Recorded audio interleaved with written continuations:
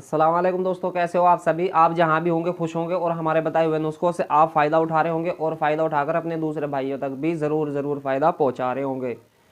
आज का हमारा टॉपिक है मसाने की कमज़ोरी को लेकर। अब मसाने की कमज़ोरी होती है, अब इसके साथ साथ में आपको पेशाब बार बार आता है। ये अक्सर हमारे मर्द हजरात के अंदर 85% ये बीमारी है। तो इसके हम आपको लक्षण भी बताएंगे और ये नुस्खा जो हम अपनी इस वीडियो के अंदर आपको देंगे ये किन किन बीमारियों के अंदर काम करेगा। इस नुस्खे का सबसे बेस्ट फ़ायदा तो ये होगा कि ये आपके मसाने को ताकत तो देगा ही, और जो आपका पेशाब बार बार आ रहा है उसको भी सही करेगा, लेकिन आपकी कमर के अंदर होने वाले दर्द को भी हमेशा हमेशा के लिए ख़त्म कर देगा। और आपको अगर धात पड़ रही हो, अगर आपको धात की परेशानी हो तो उसको भी सही करेगा। और आपकी जो मर्दाना कमज़ोरी है उसकी टाइमिंग जो कम हो चुकी है, आपका वीर्य पतला हो चुका है और आपके मर्दाने ताकत को भी ताकत बख्श देगा। तो ये काम करेगा 4 मर्ज़ों के अंदर। तो आपको वीडियो लाजमी देख लेनी चाहिए। अगर आपको धात की परेशानी हो, आपके कमर के अंदर दर्द भी रहता हो, या आपको मर्दाना कमज़ोरी आ चुकी हो, या आपका मसाना कमज़ोर हो चुका हो, आपको बार बार पेशाब आ रहा हो, और ज़्यादातर सर्दियों के अंदर ये मसला देखा जाता है कि आपको बार बार जो पेशाब आता है आप समझ नहीं पाते कि हमें बार बार पेशाब क्यों आ रहा है। तो इसके कुछ लक्षण हम आपको बता देंगे और इसके क्या नुकसानात है वो भी हम आपको अपनी इस वीडियो के अंदर बताएंगे। तो वीडियो आपको लाजमी देखनी है। वीडियो के अंदर आपको कुछ ख़ास बात बताई जाएगी, वीडियो को स्किप नहीं करनी है, नहीं तो वो बात छूट जाएगी तो फिर आप कहोगे असगर भाई ये बात हमसे छूट गई। तो वीडियो आपको लाजमी देखनी है। जिस समय आपका मसाना कमज़ोर हो जाता है तो मसाना कमज़ोर होने के कुछ लक्षण आपको नज़र आ जाएंगे। अब जिस समय आपका मसाना कमज़ोर हो चुका है तो आपके अंदर ये लक्षण ज़रूर मालूम होंगे आपको कि आपका पेशाब तो आएगा ही, ये तो आपको मालूम होता है, लेकिन आप जो गौर नहीं करते तो अपने पेशाब पर गौर इस वजह से नहीं करते कि आप कितने घंटे को अपने पेशाब को रोक लेते हैं। अगर दिन की बात की जाए और गर्मी का मौसम हो तो आपका जो कमज़ोर मसाना है, तो भैया आपका कमज़ोर मसाना आपका पेशाब तकरीबन 3 घंटे रोकने की ही हिम्मत रखता है, इससे ज़्यादा आपका मसाना नहीं रोक पाता। अगर सर्दी की बात की जाए तो आपका कमज़ोर मसाना जो है आपको 2.5 घंटे या आपको 2 घंटे ये आपका रोकने की हिम्मत रखता है।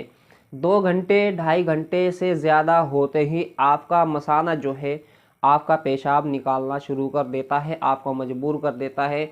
इससे सबसे बड़ा तो नुकसान ये होता है कि आपके जिस्म के अंदर कमज़ोरी आना शुरू हो जाती है।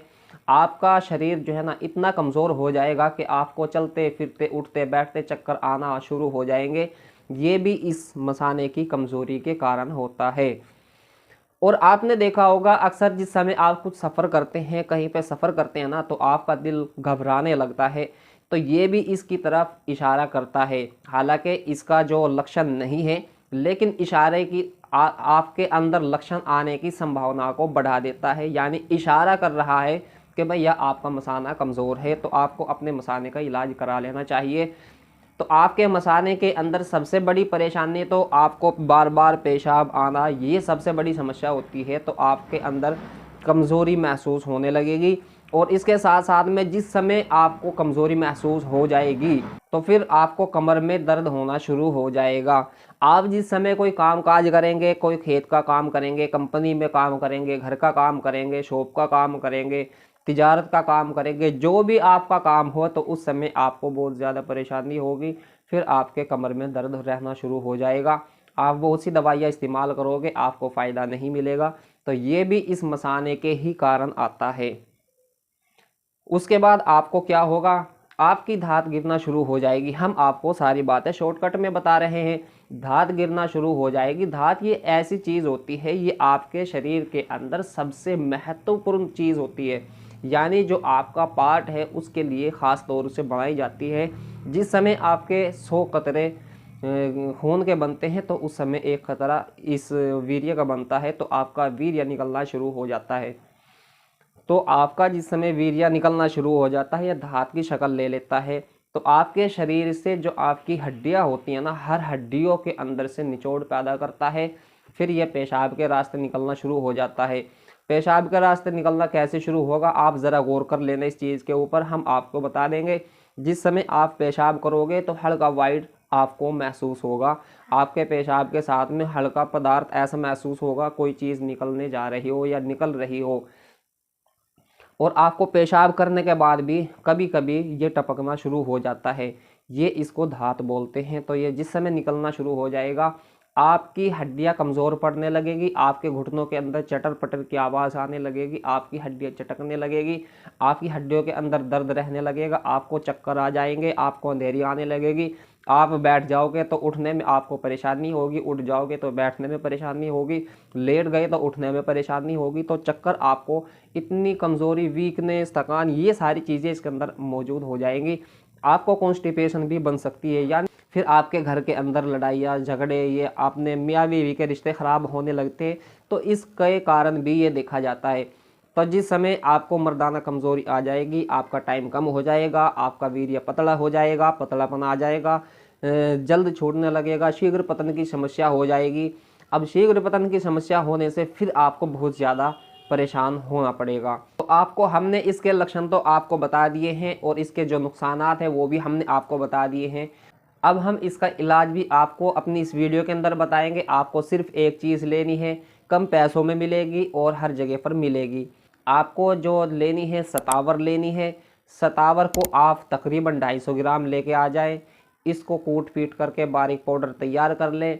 उसके बाद आपको 9 ग्राम इसको 250 ग्राम दूध के साथ रोज़ाना इस्तेमाल करना है।